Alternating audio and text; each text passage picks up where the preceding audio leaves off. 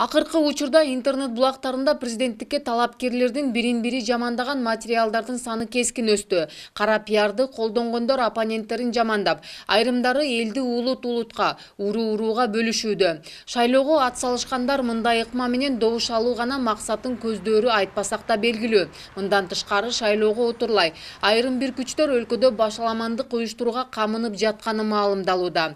Ал эми мындай көрүнүштөргө каршы жарандар талапкерлерди шайлоо тынчтык жолу менен өткөрүп, саясий оюндарды уюштурбоого чакырышты. Айланайын балдарым, айланайын кыргыз эли. Мен эстесем ыйлайм.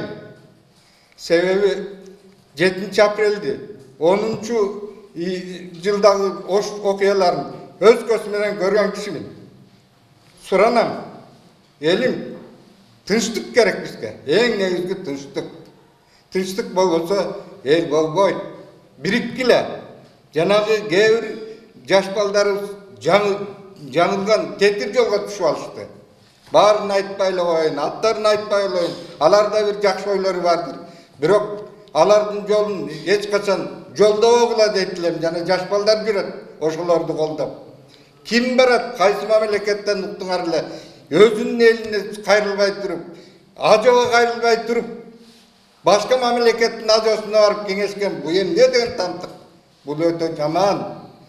Мисалы Америка Кошмо Штаттарын көрдүңөр, эмне деген болит шайлоо өттү да, эмне деген. Кандай гана каралоо болгон жок, кандай гана мына Россиянын жетекчилиги кийлигишти деп ушул убакка чейин чуусу түгөнбөй келет.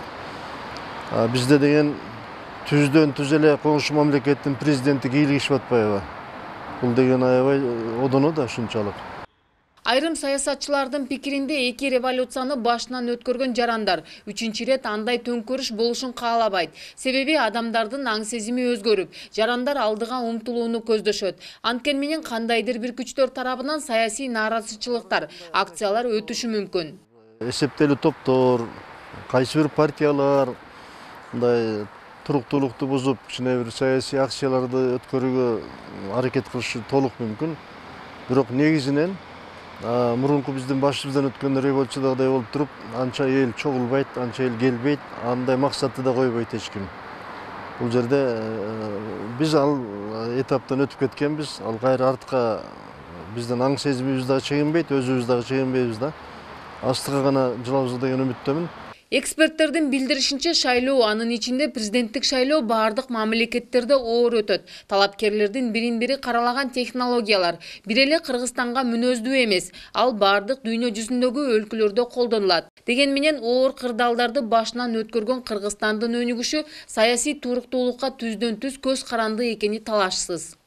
Анархан Алтымышева, Каныбек Темиров, 7 канал, Бишкек өкүлчүлүгү.